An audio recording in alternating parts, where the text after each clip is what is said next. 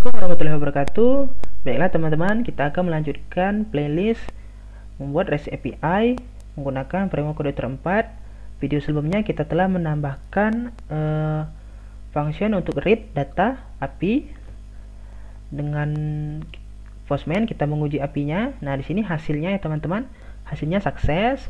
Kemudian di bawahnya ada key data pegawai dan sini data pegawai yang ada di database ya teman-teman. Nah, di sini kita tambahkan dulu requestnya. Sini kita tambahkan request. Nama requestnya itu create. Kemudian metodenya post ya teman-teman. Nah, post. Ini kita berikan localhost pegawai. Oke, tipenya post. URL-nya sama dengan read. Yang membedakan hanya dia metodenya get. Oke teman-teman, coba kita buat dulu di routes-nya. Ini routes-nya, ini kita kopas saja. Ini tipenya post. Kemudian dia metodenya mengarah ke create, bukan ke index. Oke, mantap. Langsung kita buka pegawai controllernya. Nah, ini kita tinggalkan dulu indeksnya. Scroll ke bawah. Nah, ini new ini sebenarnya untuk return resource baru ya, objek, tapi kita tidak pakai. Tidak perlu, kita pakai saja yang create ya. Nah, kita create. Oke, langsung kita buat di sini. Kita buat dulu this model. Untuk menambahkan data mungkin kita berikan ini insert ya. Insert. Nah, insert, kemudian datanya apa saja dalam array. Ini datanya kita butuh nama, kemudian this request kita gunakan di sini get var ya, get var saja. Oke, get var nama. Nah, kutip dulu ya karena ini string. Nah, get nama. Tapi agar lebih aman dari serangan SQL injection dan yang lain, coba kita escape dulu. Kita gunakan function bawaan dari security Kode 4.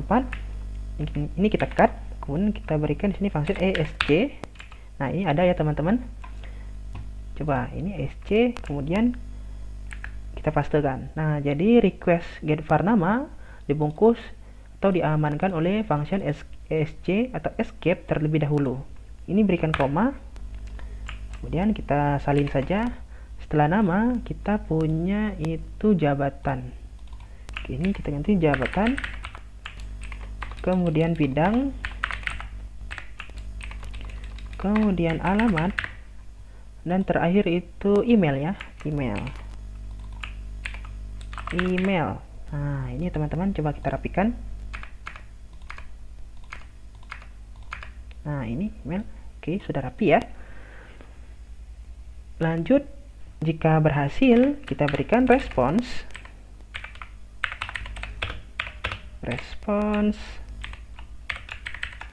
dengan message-nya atau pesannya itu data pegawai berhasil ditambahkan. Oke. Kemudian kita return tapi bukan respon. Coba kita lihat dulu.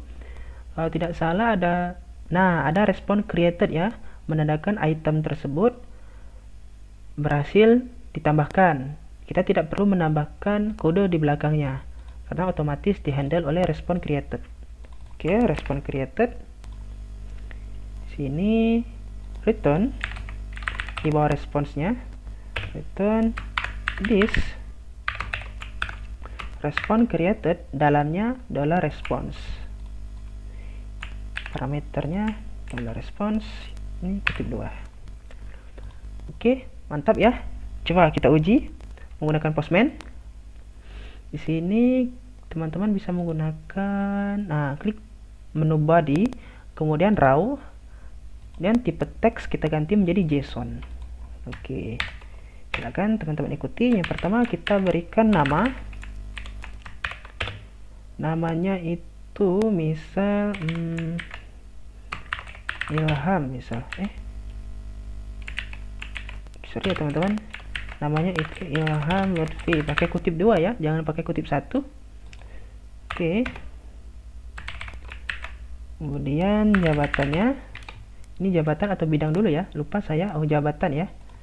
Oke, jabatan. Oke, jabatannya misal IT staff.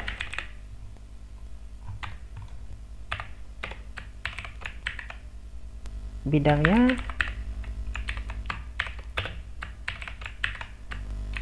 Departemen IT. Oke, selanjutnya itu ada alamat. Untuk alamatnya misal Musi Banyuasin. Teman-teman silakan gunakan contoh datanya ya, terserah teman-teman. Kemudian email.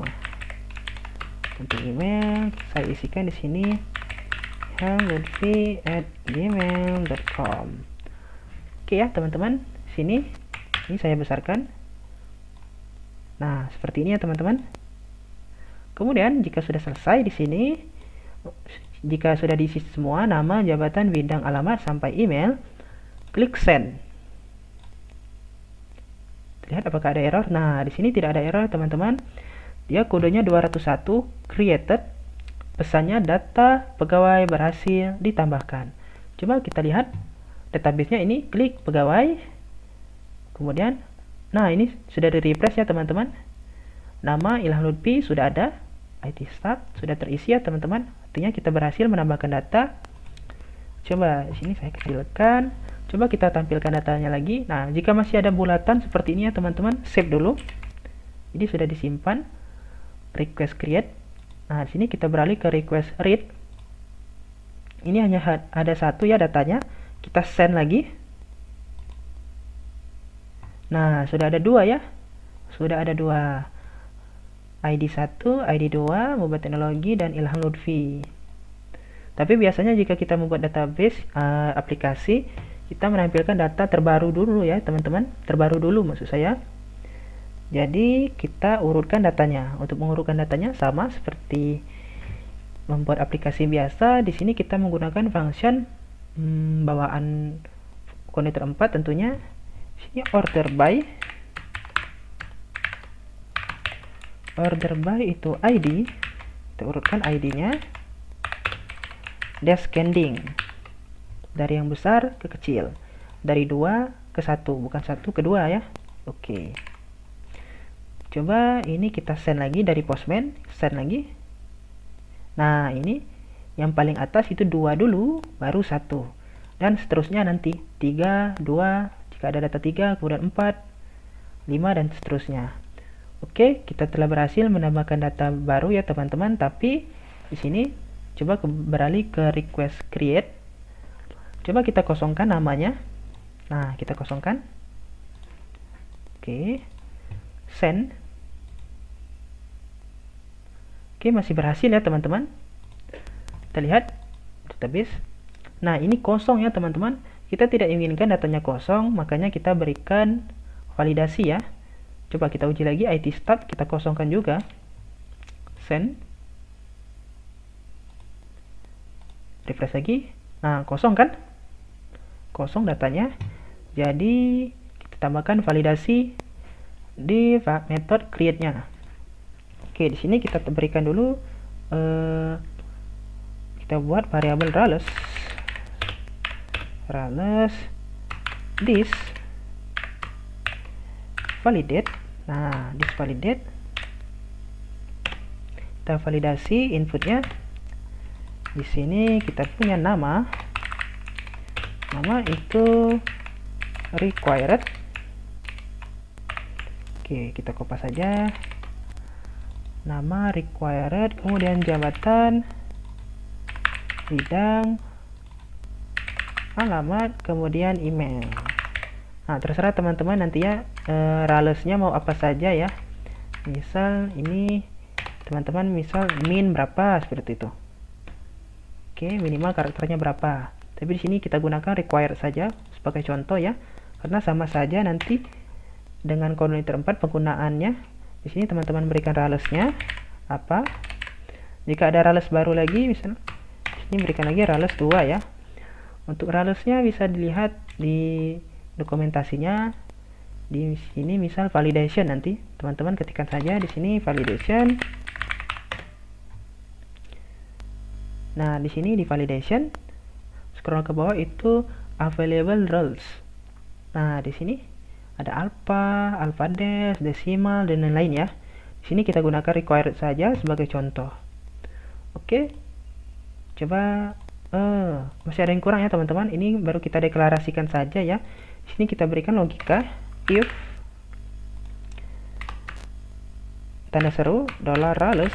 Maksudnya di sini jika ada kesalahan pada rales, variabel rales, misal nama kosong padahal ralesnya required, maka dia masuk ke sini ya. Oke. Di sini kita berikan variabel response array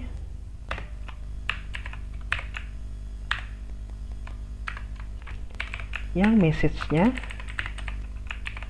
kita ambil apa saja errornya ya, menggunakan this validator